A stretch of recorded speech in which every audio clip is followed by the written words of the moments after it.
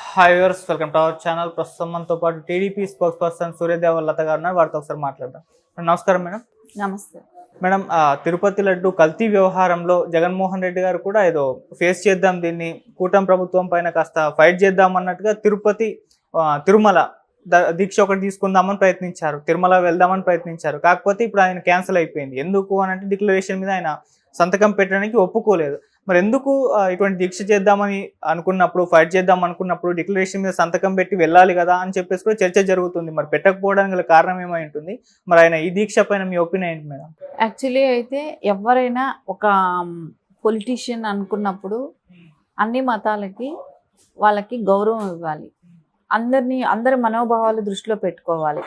So నువ్వు నమ్మకం లేని వ్యక్తి నువ్వు రావాల్సిన అవసరం లేదు కదా. నిన్నెవరూ రమ్మని అక్కడ పిలవట్లేదు. నువ్వు రా వెంకటేశ్వర స్వామిని దర్శనం చేసుకోమని చెప్పి ఎవరు నిన్ను పిలవట్లే అక్కడికి.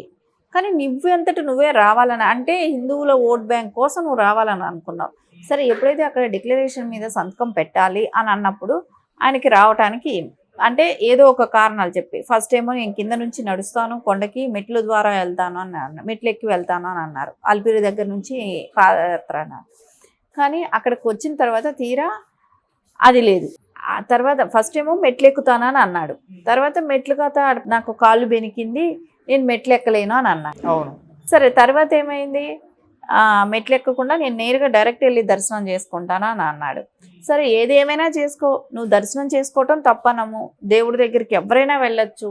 కానీ అక్కడ ఎవరైనా సరే అన్య మతస్థులుగా ఉన్నవాళ్ళు, అంటే వేరే రిలీజన్కి సంబంధించిన వాళ్ళు ఎవరైనా సరే వచ్చినప్పుడు మేము వెంకటేశ్వర స్వామిని నమ్ముతున్నాము, ఆయన మీద మాకు భక్తి ఉంది అనే ఒక సంతకం అది పెట్టడానికి ఎందుకు నీకు అంటే, నువ్వు ఒక మత ఉమ్మాది ఇన్ని రోజులు ఏపీలో అలాగే అనిపిస్తుంది. అంటే ఒక మతానికి నువ్వు ఏదైతే నువ్వు నమ్ముకున్న నీ మతానికి దానికోసం నువ్వు తిరుమలనంతా కూడా అక్కడ జరగాల్సిన ఆచారాలే కానివ్వండి ఏది జరగనివ్వాల. ఎందుకంటే ఆచారాలు జరగనివ్వలేదని అనటానికి ఒక ముఖ్యమంత్రి హోదాలో ఉన్న వ్యక్తి ఆ పట్టుబట్టలు తీసుకెళ్ళినప్పుడు సతీ సమేతంగా వెళ్తారు. సో అది కూడా అక్కడ జరగలేదు. 5 సంవత్సరాలు నేను నా నెత్తిన పట్టుబట్టలు పెట్టుకొని నేను వెంకటేశ్వర స్వామి వారికి తీసుకెళ్ళాను అని అంటున్నావు.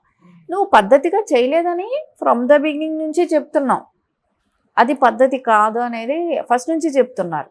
కాకపోతే నీకేంటంటే నువ్వు ఒక సీఎం అనే ఒక అహంభావంతో నేను ఏం చేస్తే అదే కరెక్ట్ అనేటట్టే చేసావు.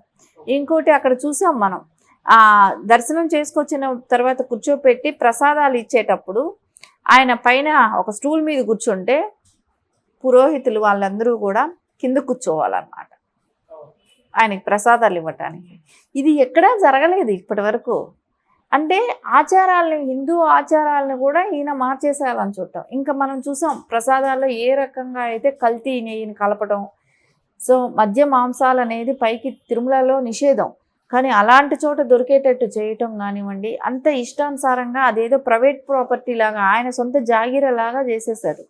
అంటే ఇప్పుడు ఒక్కటి మనం ఆలోచించాలి, ఇప్పుడే సిట్ ఇది నడుస్తుంది ఎంక్వైరీలు, దీనిలో చాలా విషయాలు కూడా బయట వస్తాయి.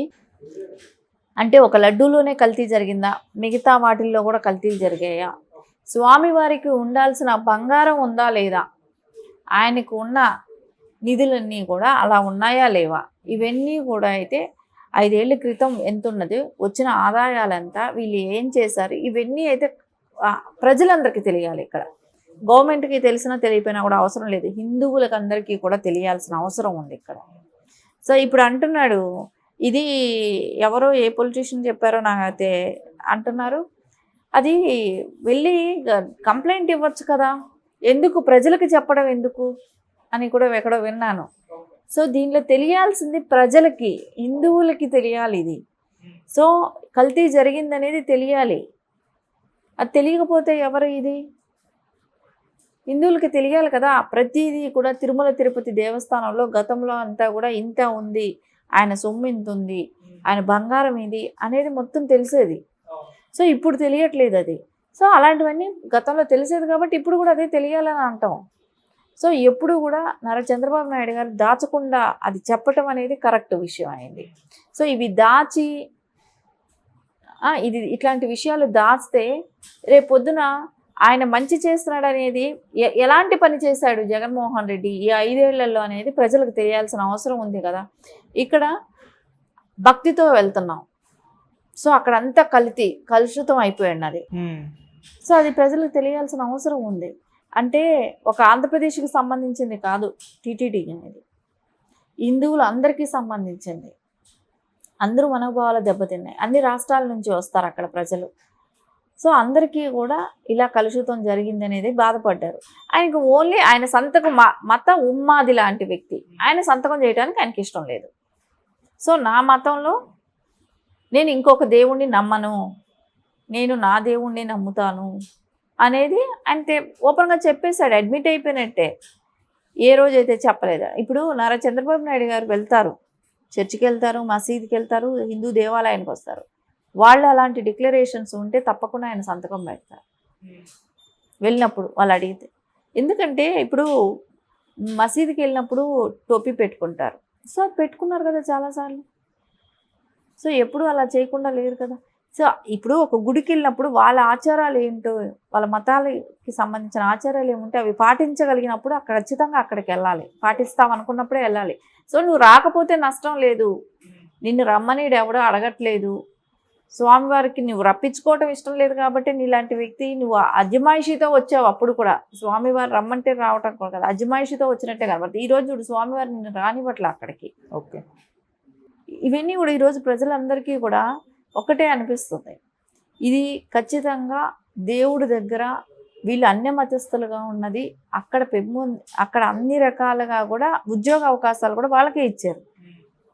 ఎందుకంటే హిందూ మతం మీద నమ్మకం లేని వాళ్ళకి హిందువులు వేసే ఉండిలో వేసే డబ్బులన్నీ కూడా అన్ని మతస్థులకు పంచడమా, వాళ్ళు చర్చిలు కట్టించుకోవటానిక కాదు కదా. సో దేని డబ్బు దానికే వాడాలి. అంతేగాని నేను ఒక రిలీజన్లో ఉన్నాను, ఆ రిలీజన్కి నేను తీసుకెళ్ళి పెడతాను అనేది ఒక సీఎం స్థాయిలో మాజీ సీఎంగా ఉన్న వ్యక్తికి అది కరెక్ట్ కాదు. సో అది ఈరోజు డిక్లరేషన్ అడగటం అనేది, సో హిందువులు అక్కడ ఒక సీఎం చెప్తానో ఇది చెప్తానో కాదు కదా. ఇప్పుడు నారా చంద్రబాబు నాయుడు గారు డిక్లరేషన్ మీద సంతకం పెట్టిస్తాను పంపించమని ఆయన ఏం చెప్పరు. టీటీడీ బోర్డు ఉంది, దానికంటూ కొన్ని రూల్స్ ఉన్నాయి, ఆ రూల్స్ ఫాలో అవ్వాలి, ఎవరైనా ఫాలో అవ్వాల్సిందే. సో గతంలో అబ్దుల్ కలాం లాంటి వాళ్ళు పెట్టారు కదా, వాళ్ళకన్నా గొప్పవాళ్ళ వీళ్ళు. సోనియా గాంధీ గారు పెట్టారు కదా, సో వాళ్ళకన్నా గొప్పవాళ్ళు ఏం కాదు కదా.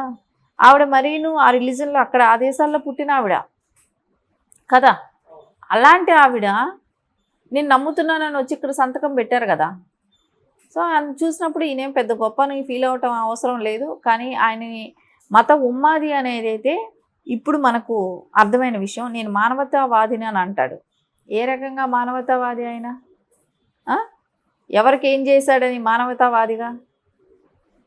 ఈ 5 ఏళ్లలో ఎంతమందిని హింస పెట్టాడు, ఈ 5 ఏళ్లలో ఎంతమంది మహిళలతో ఎట్లా బిహేవ్ చేశాడు. అమరావతి ఉద్యమం అప్పుడు ఎంతమంది మాస్క్ అడిగిన దానికి చంపావు అన్యాయంగా.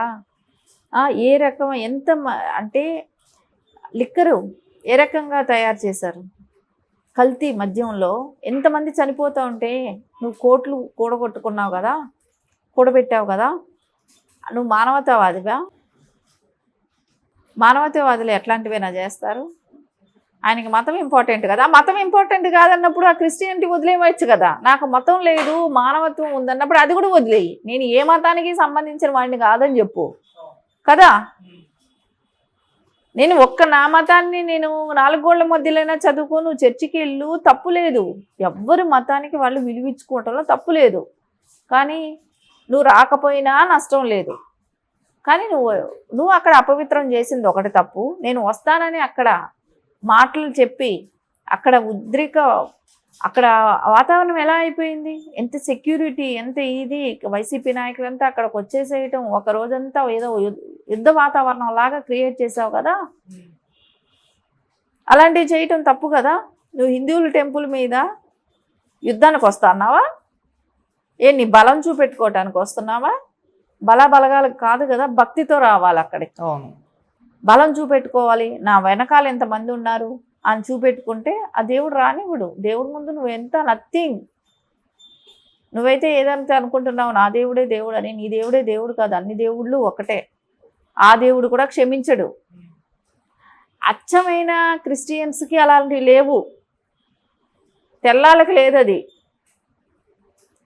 వాళ్ళకి భారతదేశంలో పుట్టిన ఇలాంటి వాళ్ళకే ఉన్నాయి, మత ఉన్మాదుల్లాగా ఉన్నారు. అదే విదేశాల్లో ఉన్న తెల్ల వాళ్ళకి ఎవరికి అలాంటి పట్టింపులు లేవు. మీ ప్రసాదాలు తినమనో, మీ గుడికి రామనో, మీ వాళ్ళు వచ్చి చక్కగా డిక్లరేషన్ మీద సంతకం పెట్టమంటే పెడతారు, వచ్చి దర్శనం చేసుకొని వెళ్తున్నారు. అవును, వాళ్ళు హ్యాపీగా ఫీల్ అవుతున్నారు. వీళ్ళకి ఎందుకు ఈ బాధ అంటే, వీళ్ళు తాత ముత్తాతల దగ్గర నుంచి వీళ్ళేనా క్రిస్టియన్సా? వీళ్ళు ఎక్కడ పుట్టారు, ఎక్కడ పెరిగారు? హిందువులు. భారతదేశం ఇది ఎవరు పరిపాలించారు? ఎవరి దేశంలో ఉండి, ఎవరి దగ్గర ఉండి ఏం మాట్లాడుతున్నావు? మతాలను రెచ్చగొడుతున్నావు కదా. సో ఇవన్నీ ఇప్పుడు ప్రజలకు ఓపెన్గా తెలిసింది. సో రేపు పొద్దున ఆయనని ఏ పార్టీ కూడా ఆదరించదు, ఎందుకంటే ఇది మత ఉన్మాదం లాగా తయారయ్యాడు. బీజేపీ చేరనిస్తుంది అనుకుంటారా? బీజేపీ చేరనివ్వదు. కాంగ్రెస్ చేరనిస్తుంది అనుకుంటారా? కాంగ్రెస్ కూడా చేరనివ్వదు. ఎందుకంటే రాహుల్ గాంధీ గారు కానివ్వండి, సోనియా గాంధీ గారు కానివ్వండి, వీళ్ళందరూ సంతకం పెట్టి వెళ్ళారు. రాహుల్ గాంధీ పెట్టాల్సిన అవసరం లేదు, ఆయన హిందూ. సోనియా గాంధీ గారు పెట్టి వెళ్ళారు కదా. సో వాళ్ళు ఎందుకు ఒప్పుకుంటారు? ఇలాంటి వాళ్ళని ఇచ్చేస్తారు.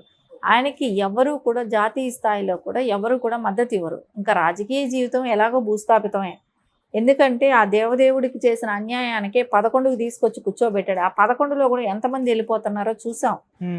సో ఆయన కళ్ళు తెరిచిన తర్వాత నువ్వు ఉంటావు అనుకోవటం అవివేకం.